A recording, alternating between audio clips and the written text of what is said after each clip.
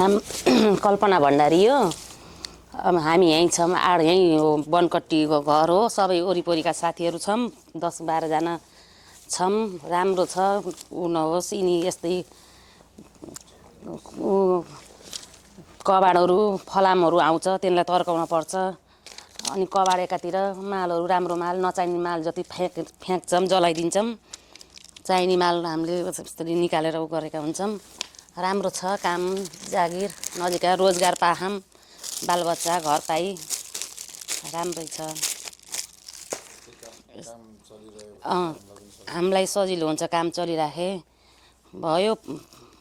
15-16 वर्ष भयो काम गर्न थालेको। कोही हुनुहुन्छ 20, उहाँ हुनुहुन्छ 20-25 वर्ष भयो उहाँले गर्न थालेको। हामीले गर्न लागेको 15-16, कसैको 10-12 वर्ष भइसक्यो। चलिराखेछ, राम्रै भइराखेछ। अझै राम्रै हुँदै जाओस्। रोजगार पाइराख्नु पाखौँ हामीले, सजिलो छ। 5 जना छौँ हामी लेडिज त अहिले। पहिला अलि बढी नै थियौँ, अहिले 5 जना छौँ लेडिज। अब जेन्ट्सहरू पनि हुनुहुन्छ, 5 जना काट्नेमा हुनुहुन्छ, 5-6 जना काट्नेमा हुनुहुन्छ। लगभग बराबर मिसिन चल्ने भने, डे नाइट चल्ने भने 6-12 जना मिसिनमा मिसिन चलाउने हुनुहुन्छ। यति छौँ, राम्रै काम पाइराखेछौँ। यो कबाड अब जलाइदिने हो हामीले लगेर। ऊ हो, जलाइदिन्छौँ। यसबाट रङ्गी बिरङ्गी निकालेर अलग अलग गराउँछौँ। सेताको यसको सेतै बन्छ कपास, यसको 2 नम्बर कपास बन्छ। अरूको सबै क्लियर कालो कपास हुन्छ।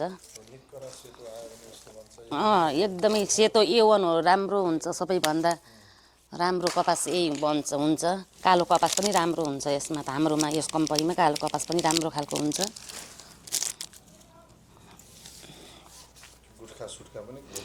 भेटिन्छ कागज, गुट्का, कहिले कहिले पैसा पनि भेटिन्छ। कहिले कहिले पैसा भेटिन्छ, कहिले गुट्का, कागज, फलामहरू भेटाम। एकजना हुनुहुन्थ्यो, उहाँले एकचोटि त 9,000 हो कि 10,000 भेटाउनु भएको थियो। कहिले 100 रुपियाँ, कहिले 50, कहिले 200, यस्तै भेटिन्छन् यसमा। यस्तो यो कुनै यस्तो नकाटेको यस्तो चकन्दा हुन्छ, त्यहीमा खोल्टीमा अब हामी चेक गर्छौँ कि त्यही पनि पाइन्छ कि आउँछ कि भनेर। त्यतिखेर कहिले भेटिन्छ, कहिले अब सधैँ त भेटिन्न। कहिले कसो अब झुक्केर पढ्दाखेरि भेटिन्छ। हजुर, खुसी लाग्छ। उस्तै उहाँको पहिला साथीहरूले त सुनको ऊ पनि भेटाउनु भएको थियो यहाँ। मैले पनि चाँदीको यत्रो बरासेट भेटाएको थिएँ। ल बेच्दाखेरि 3,000 परेको थियो उतिखेर, 10-12 वर्ष पहिला। अहिले मेरो 2टा छन्, एउटा बाबु एउटा नानी। हजुर, नजिकै छ, सजिलो छ। आफ्नै आफ्नो घर परिवार जस्तै भएर गरे छौँ। रोजगार राम्रै छ भन्दा त्यसरी अब भोकै ऊ गर्न यस्तो गर्न भएन। यहाँ भएपछि परे छैन त्यस्तो गर्नलाई।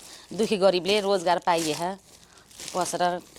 अब खेती किसानी केही नभएपछि त हामीलाई त अब यही हो खेती किसानी हाम्रो। त्यही भएर राम्रोसँग चल्छ।